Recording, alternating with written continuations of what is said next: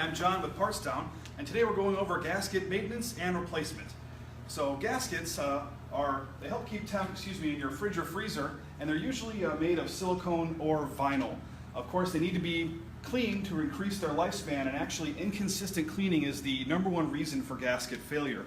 So if you're cleaning a gasket, first you want to check the contact points on your fridge or freezer unit right here. Usually you see a lot of gunk buildup here, and if it's sticky especially, that'll ruin your gasket really quickly.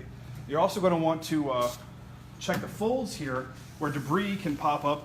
And if you look in there, I actually tore this gasket earlier while taking it off for the test run of the video here, and that's something I'll get to in a moment. But definitely make sure all the debris is out of there, no stickiness on there. And usually you're going to want to use a mild soap and a gentle touch. I didn't have a bucket and some dish soap, so we used some cleaner that we have here at the office. So next thing you need to know, don't use any lubricating compounds because some of them can degrade gaskets and you really don't need it. Now if you're not sure if your gasket needs to be replaced, there's a simple little test called a dollar bill test. I've got President Washington right here. So you'll see up here, it actually goes really freely, and that's a bad thing. That means there's a bad seal there. And the interesting thing about this is you may also need to adjust your door's hardware a little bit. And if you still can't get it to fit snugly like this, you see there's a little more resistance here. If you can't get it to fit snugly like this, you may need to replace that gasket. Now replacing it is not too difficult. Basically you want to tear it, you start at the corner here and tear it off.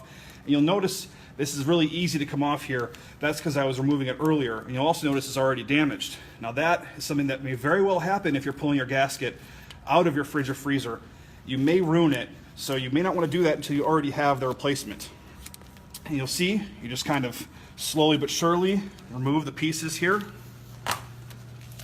And this one is just a standard push-in. They also have these screw-in types. Depending on your model, you're going to want to check, of course, your owner's manual to see what kind you have. So you get the gasket off, easy peasy, it's finished. Now you'll see here, this is a dart style gasket, because it's got what looks like an arrowhead there, it's a pointed.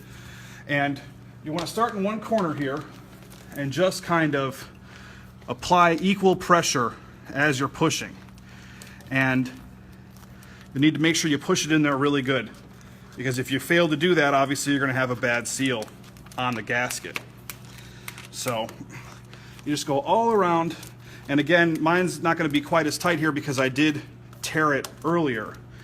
And that's just one of the issues, of course, with gaskets and removing them, especially if they're really in there. I mean, you might have to pry it a little bit. I'd say avoid using a screwdriver because you don't want to stab yourself. I have done that. It does hurt. So, but really, it's a very quick and easy process, not too difficult here. And once you get the gasket kind of on, you just want to go around with your thumbs, make sure you're applying really good pressure every couple of inches. You see, it wasn't even in quite all the way there. I could hear it when I popped it in the rest of the way. And I thought here I had done that. So, just run your hand up the entire gasket and make sure you really push it in there. So, as you can see, it's really nice and easy to replace your gasket. And if you need a new gasket, visit us at partstown.com. Check out our Partstown app for Android and, of course, iOS. And have a great day. This is John from Partstown signing off.